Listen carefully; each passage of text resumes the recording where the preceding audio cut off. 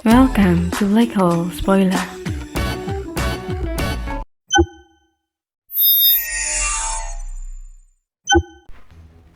Chapter 486, ke kota kekaisaran. Di luar kota kekaisaran, di restoran Chinsin, banyak orang berkumpul untuk minum alkohol dan berbicara tentang peristiwa yang terjadi di seluruh Suiyue. Kaitai, pernahkah kau mendengar tentang kejadian di desa Gunung Es dan Salju? Tanya seorang pria parubaya dengan tai lalat hitam di wajahnya. Dia jelas mabuk ketika berbicara dengan pria yang terlihat seperti sarjana. Di desa Gunung Es dan Salju, apa yang terjadi? Tanya Kaitai dengan rasa ingin tahu. Mungkinkah sesuatu yang besar terjadi di sana? Kaitai, kau telah menjadi bodoh akhir-akhir ini. Apakah kau tidak tahu tentang berita terbaru Suiyue? Kata pria parubaya sambil tertawa mengejek. Aku tahu apa yang sedang terjadi di negara kita. Marquis Ling Feng membawa pasukan Cize-nya ke rantai Gunung Yunhai dan menghidupkan kembali sekte Yunhai. Aku tahu apa yang sedang terjadi di negara kita. Marquis Ling Feng membawa pasukan Cize-nya ke rantai Gunung Yunhai dan menghidupkan kembali sekte Yunhai dengan pertumpahan darah. Pada saat yang sama dia menghancurkan sekte Hao Yue. Semua orang membicarakan hal-hal itu. Siapa yang tidak mengetahuinya? Tanya Kaitai tanpa kesal.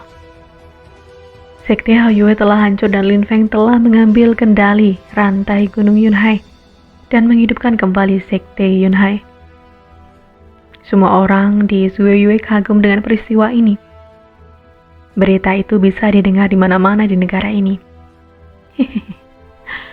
Semua orang tahu tentang hal-hal itu sudah berita lama. Namun kau sepertinya tidak tahu apa yang terjadi di desa Gunung Es dan Salju.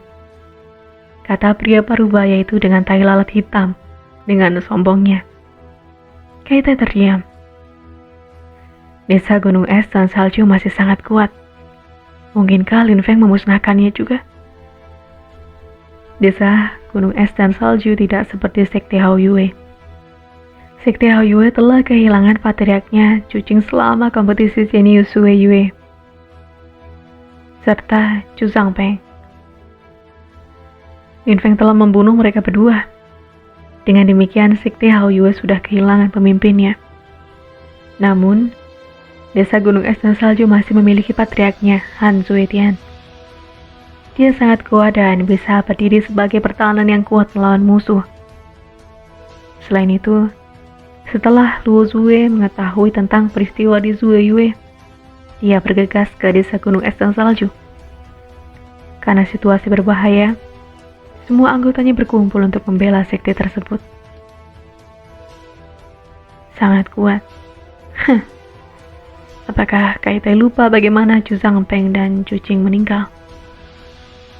Ketika menghadapi lawan yang jauh lebih kuat, bahkan jika semua anggota desa Gunung Es dan Salju berkumpul untuk mempertahankannya, mereka masih tidak bisa berbuat apa-apa saat bertarung melawan puluhan ribu pasukan Cize. Tentara besar menginjak-injak wilayah sekte itu. Es dan Salju sekarang diwarnai merah darah. Sekarang Lin Feng benar-benar dapat dianggap sebagai kultivator tak tertandingi dari Suiyue. Kemanapun dia pergi, tidak ada yang bisa menghentikannya. Dia memusnahkan musuh-musuhnya dengan sangat cepat. Tidak ada yang bisa menghentikannya, membalaskan dendam. Aku takut dia akan segera berada di pintu kota kekaisaran. Kata pria parubaya itu terdengar bersemangat. Dia menceritakan kisah itu seolah-olah Lin Feng adalah pahlawan. Dia minum sepanjang hari memikirkan cara terbaiknya untuk berbagi kisahnya. Lin Feng telah menjadi seperti matahari di siang hari. Dia berada di puncak kekuasaannya. Dia mulai dari bawah dan hanya mengandalkan kekuatannya sendiri. Dia telah memusnahkan pahlawan Suiyue yang tak terhitung jumlahnya. Selangkah demi selangkah, dia mencapai kebesaran dan menjadi pahlawan negara. dia akan datang ke kota kekaisaran. Kai Tai menggelengkan kepalanya. Tidak mungkin. Meskipun dia menghancurkan desa gunung es dan salju, itu tidak berarti bahwa dia akan datang ke kota kekaisaran. Dia tidak dapat berperilaku seperti itu di kota kekaisaran. Jika dia datang, apa yang akan dia lakukan? Pergi ke halaman suci Zueyue dan Setewanzhou? Halaman suci Zueyue berisi Zueyue. Halaman suci Zueyue berisi Zueyue dalam namanya dan Duan Tianglang, anggota klan Duan, adalah tiang utamanya. Selain itu, Sekte Wanzhou adalah salah satu kelompok paling kuat di Zueyue. Kelompok-kelompok itu jauh lebih kuat daripada Sekte Haoyue dan Desa Gunung Es dan Salju yang digabungkan. Selain itu, Sekte Wanzhou memiliki Wu Jing, yang merupakan pejabat tinggi ketiga di negara itu. Lin Feng sangat kuat, tetapi menghancurkan Sekte Wanzhou terlihat seperti hal yang mustahil. Pria parubaya itu terdengar sangat percaya diri. Dia terlihat sangat mabuk dan menjadi tidak sabar untuk menjadi saksi di acara yang mendatang. Tidak mungkin. Lin Feng mungkin kembali ke kota kekaisaran sendirian. Dia kuat, tapi masih belum cukup baginya untuk mengatasi seluruh Sekte Wanzhou. Dia harus lebih kuat dari mereka untuk menghadapi banyak orang. Tunggu sampai dia cukup kuat dan kemudian dia pasti akan datang. Tetapi tidak mungkin untuk saat ini, kata seseorang di sebelah mereka. Banyak orang mengangguk setuju. Memang, Lin Feng harus kembali ke kota kekaisaran sendirian. Setelah semuanya tahu, Lin Feng dikenal di kota kekaisaran hanya karena menjadi putra Yue Menghi. Dia tidak harus sabar dengan balas dendamnya. Menunggu beberapa saat sebelum menyelesaikan dendamnya dengan Sekte Wanzhou dan halaman suci Zueyue, itu terdengar bagus. Seluruh restoran mulai bergetar seolah ada gempa. Semua orang terkejut apa yang terjadi. Selain itu, restoran sepertinya akan runtuh. Apa yang terjadi? Apakah itu kuda lapis baja? Tanya beberapa orang sambil bergegas untuk melihat keluar jendela. Dalam sekejap semua orang terkesima. Di kejauhan ada pasukan kavaleri lapis baja dengan formasi sempurna. Setiap prajurit tampak sangat kuat dan sepertinya tidak ada akhir bagi lautan kavaleri. Di jalan besar ke kota kekaisaran yang biasanya bisa menahan ribuan orang berjalan berdampingan, terlihat kacau balau ketika semua orang bergegas melarikan diri dari jalan. Kuda-kuda lapis baja itu berlari kencang menuju kota kekaisaran. Dia telah tiba. Ia sudah di luar kota imperial dan sekarang memasuki kota kekaisaran. Pria parubaya terlihat sangat bersemangat dan matanya bersinar gembira. Restoran itu terus bergetar dan bergetar ketika kavaleri lapis baja bergerak mendekat. Banyak yang mengibarkan beberapa bendera berkibar dengan kata-kata besar yang ditulis dengan darah. Pembalikan Sekte Yunhai. Hutang darah harus dibayar dengan darah. Kata-kata itu ditulis menggunakan darah musuh-musuhnya.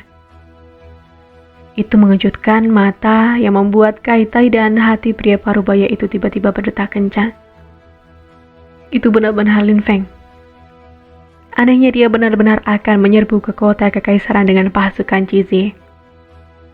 Dia ingin menyerbu ke kota kekaisaran dengan pasukan. Lin Feng ingin membalas Sekte Yunhai dan membuat musuh-musuhnya membayar darah. Kai Tai menoleh dan berjalan kembali ke arah pria itu. Pria itu sombong dan sepertinya dia tidak pernah ragu tentang Lin Feng yang akan datang dengan pasukannya. Dia menebak dengan benar. Dia bahkan belum keluar untuk melihat, tetapi dia sudah tahu bahwa itu adalah Lin Feng. Orang-orang di restoran bukan satu-satunya yang heran. Orang-orang di luar juga terheran. Semua orang mulai meninggalkan bangunan dan membentuk kerumunan di kedua sisi jalan ketika mereka menyaksikan pemandangan ini. Di masa lalu, ini dulunya adalah sekelompok pejuang pengeras Zueyue yang paling dihormati. Mereka dulu bekerja untuk Sui Yue dan melindungi perbatasan dari invasi Mo Yue. Tapi Mo Yue dan Sui Yue telah bercampur dalam pertempuran besar dan ratusan ribu tentara tewas. Liu Changlan ditangkap dan dibawa kembali ke kota kekaisaran untuk dieksekusi. Tetapi, Lin Feng datang untuk menyelamatkannya. Dengan melakukan ini dia memperoleh wilayah, kota Yangzhou dan pasukan Jizye menjadi pasukan pribadinya. Pasukan Jizye sama seperti dalam rumor. Mereka terkenal di seluruh Sui Yue. Ketenaran mereka bahkan telah menyebar ke luar negeri dan bahkan banyak musuh yang waspada terhadap mereka. Suara gemuruh darah memenuhi udara. Sepertinya tanah akan memberi jalan kepada pasukan yang luar biasa ini. Dalam sekejap, pasukan tiba di depan kota kekaisaran. Setiap gerakan mereka berada dalam formasi sempurna. Pasukannya luas dan terlihat gagah. Para penjaga kota kekaisaran terlihat kebingungan. Apa yang terjadi? Apakah pasukan Jizye akan mengepung kota kekaisaran lagi? Xin Yi adalah petugas baru penjaga gerbang kota kekaisaran. Ketika dia melihat semua kuda lapis baja merah dan spanduk yang ditulis dengan darah, dia langsung menebak siapa itu. Lin Feng dan pasukan Jizye-nya. Pada saat itu, mata Xin Yi berbinar. Dia memandang mereka dan berkata, "Di mana Markus Jizye?" "Aku di sini," kata suara dari tengah pasukan. Kemudian seekor binatang buas terbang ke udara dan tiba di atas gerbang kota kekaisaran. Lin Feng duduk di atas harimau bersayap sambil menatap mereka. Menatap Xin Yi khususnya yang mengejutkan banyak orang. Mata Lin Feng terlihat dingin dan kilau tak menyenangkan berkelip di mata harimau bersayap. Betapa menakutkan. "Markis Lin Feng, Anda harus tahu bahwa pasukan dari luar kota tidak bisa memasuki kota kekaisaran. Anda hanya diizinkan masuk dengan sebagian kecil dari orang-orang ini," kata Xin Yi. Dia berbicara sangat lambat untuk mencoba dan tetap tenang. Pasukan dari luar kota kekaisaran, terutama pasukan pribadi, tidak dapat dengan bebas memasuki kota kekaisaran. Terutama tidak dengan kekuatan penuh, karena mereka memiliki kekuatan untuk menciptakan kekacauan. Xin Yi tidak mau memikul tanggung jawab untuk itu. Selain itu, jika Lin Feng datang ke kota kekaisaran dengan semua pasukannya, itu tidak dengan niat baik dia datang untuk membalas dendam. "Apakah Anda ingat Meng Chong dan Meng Han?"